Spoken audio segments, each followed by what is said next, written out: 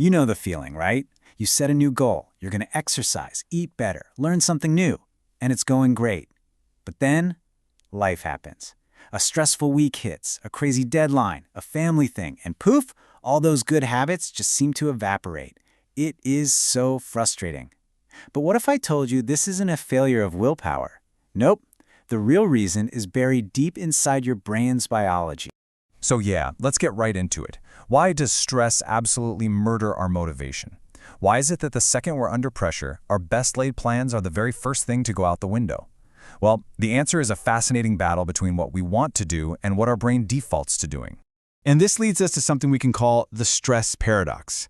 It's this really cruel irony, isn't it? The moments you need those healthy habits the most, to fight off the stress, are the exact same moments they feel completely impossible to stick with. And if you look at the research, this happens to everyone. Major life events, even really happy ones, like getting married or starting a new job, can totally throw our routines into chaos. There's this super clear pattern. When life gets more demanding, taking care of ourselves somehow drops to the bottom of the list.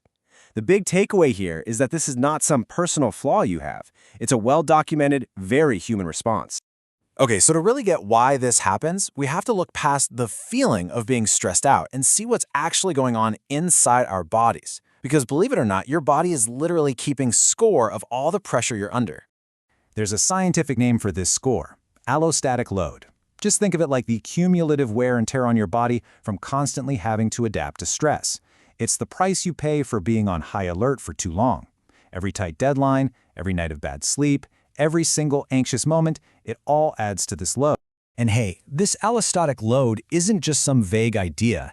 It is physically measurable. Scientists can actually see the toll of chronic stress by looking at biomarkers. We're talking about things like your blood pressure, your cortisol levels, inflammation markers. It's a whole cascade of physical proof that shows just how deep stress gets into our biology. So when you feel totally drained, physically and mentally, yeah, that's your allostatic load talking. So you've got this physical wear and tear building up in your body. But what does that have to do with you skipping the gym and ordering a pizza instead? This is where the story gets really, really good. This is the moment of the habit hijack. See, your brain basically runs on two different systems. Think of it like a pilot and an autopilot. The goal-directed system is your pilot. It's run by your prefrontal cortex, the smart, conscious part of your brain that makes deliberate choices. Then there's the habit system. That's your autopilot. It's fast, automatic, and super efficient. It handles all the stuff you do without thinking.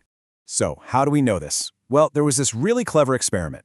Researchers stressed one group of people out by making them stick their hands in ice water while being watched. Yeah, not fun. Then they taught everyone to press symbols on a screen to get a reward, like chocolate milk. But here's the brilliant part. They then had people drink so much of that milk they got sick of it, making the reward totally worthless. The big question was, would people still work for something they didn't even want anymore? The results were absolutely stunning. The group that wasn't stressed, they acted rationally. They pretty much stopped pressing the button for the reward they didn't want anymore. But the stressed group, more than half the time, they just kept right on pressing that button, performing this completely useless action out of pure habit. Their pilot was offline. The autopilot had taken over the controls. And the researchers themselves put it perfectly. They said, stress promotes habits at the expense of goal-directed performance. What that means in plain English is that when you're under pressure, your brain literally shifts control away from your conscious, goal-setting pilot and hands the keys over to the automatic, unthinking autopilot. Now, this is really important. Your brain isn't being lazy when it does this. It's actually trying to be efficient. Thinking with your pilot system burns a ton of energy.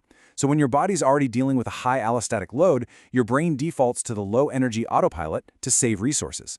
The problem is, the autopilot has no judgment. It doesn't care if it's running a good habit, like your evening walk, or a bad one, like scrolling on your phone for an hour. It just runs the program. Okay, that might all sound a little depressing. But here's the good news. Understanding how this hijack works is the very first step to stopping it. You are absolutely not powerless here. You can fight back, and you can put your pilot back in the cockpit. The game plan has two parts. First, we have to lower that cumulative wear and tear, that allostatic load. And second, we need to actively strengthen our pilot, our goal-directed system, so it's tougher and more resilient the next time stress comes knocking. So, where do we even start? Well, the evidence points to four main areas for taking back control. The biggest chunk comes from your lifestyle, followed by things like mindfulness, social support, and just simple relaxation techniques. Let's make this super concrete. Start with a number, 150. That's 150 minutes of moderate exercise a week. It is one of the single most effective things you can do to manage stress and directly lower that allostatic load. Next up, sleep. We're talking 7 to 9 hours a night. And this isn't a luxury, it is absolutely non-negotiable.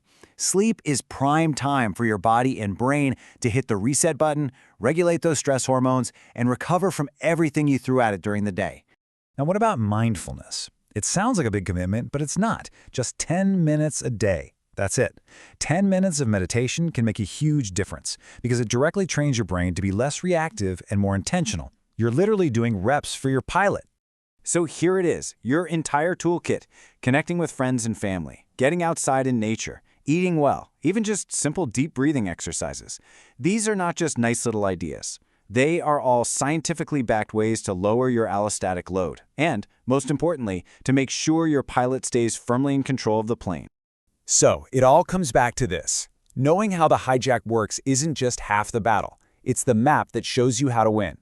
You now understand that stress is designed to push your brain onto autopilot. So, with that knowledge, think about your own life. What's the first good habit, the first important goal that you're going to reclaim?